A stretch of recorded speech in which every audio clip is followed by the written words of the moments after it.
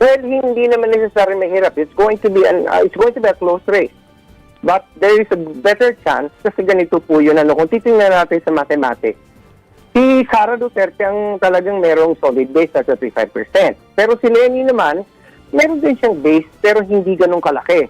Pag isama mo doon yung base ni President Marcos, tapos ang labanan, maaaring maging kapantay o baka masigitan ng kaunti yung base ni Sara. At ang magiging battleground dyan, yung independent voters. Ang independent voters kasi dapat nating isipin, yung mga uncommitted, this is where machinery and this is where the issues will come to play.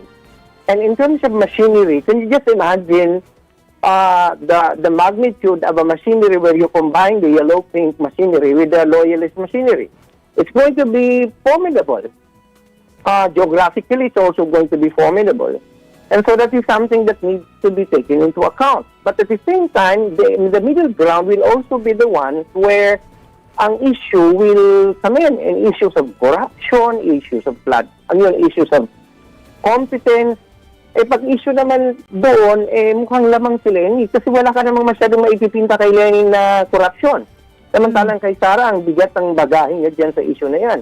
Ngayon, pwede mo namang ipinta kay Lenin na lang yung mga alegasyon na siya incompetent, hindi siya niya kaya, but that could also be thrown to Sara. So, lamang si Leni pagdating sa mathematical possibility at pati na rin doon sa issue ng ang battleground sa independent voters, she will be having an edge because she has lesser baggage pagdating sa issue ng katiwalian. Ano po ang tingin po ninyo? Kasi syempre we're talking about mga voters ngayon, no? Sabi nyo nga, merong mga independent voters. Sa 2028 po, kasi syempre, dadami na lalo, hindi lang yung sa millennials. Millennials have been voting, no?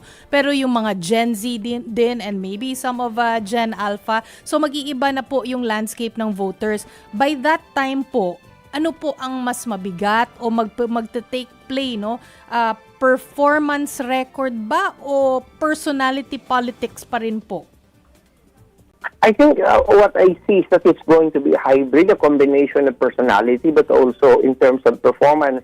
But not performance in terms of accomplishment, but in terms of performance vis-a-vis the heightened focus of people on corruption and good governance. Alalahanin po natin na maraming nangyari regarding sa flood control, yung issue ng confidential fund ni Sara Duterte. Meron po tayong impeachment complaint laban kay Sara Duterte ngayon. 4 na yan, nadagdagan pa. So siguro din nag-move si Sara Duterte na mag-file mag-deklara ng candidacy niya, hoping na mapipreempt niya yung merong matatakot na mga congressman. Meron siyang matatakot na pwedeng lumipat sa kanya, which is going for now. Ang sabi ko nga, kung ang intensyon ni Sara Duterte para mapigilan yung impeachment process, kasi alam niyo, pag pinag-usapan na yan sa House Committee on Justice, lalabas na yung mga pilit niyang iwasan ng mga House investigation. Wala siya magagawa kundi sagutin ng mga aligasyon na yan sa maglalabatan ng ebidensya. So, ang sabi ng iba, gusto niyang takutin itong congressman, pero alam mo, mahirap din yun kasi baka naman mag-backfire, baka lalo patuloy maging determinado ang mga congressman na impeach siya para mawala ng problema nila sa 2028.